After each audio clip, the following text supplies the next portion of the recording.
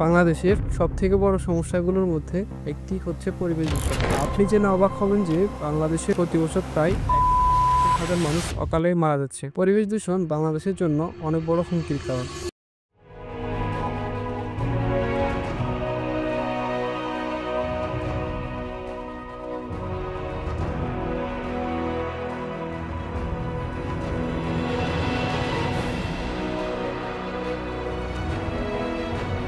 আজকের এই ভিডিওতে আমরা জানার চেষ্টা করব পরিবেশ দূষণের কারণ, প্রভাব এবং প্রতিরোধ সম্পর্কে।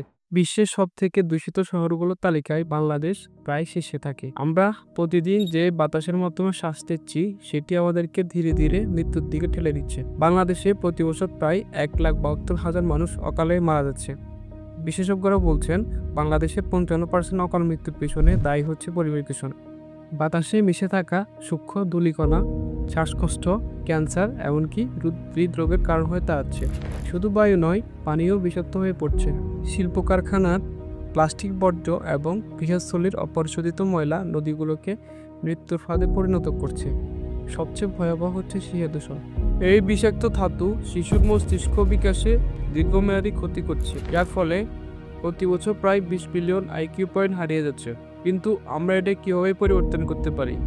বিশেষজ্ঞরা বলছেন সঠিক পদক্ষেপ নিতে পারলে প্রতি বছর প্রায় 1,33,000 জীবন বাঁচানো সম্ভব। পরিবেশ দূষণ রোধে আমাদের বেশি বেশি কাজ লাগাতে হবে।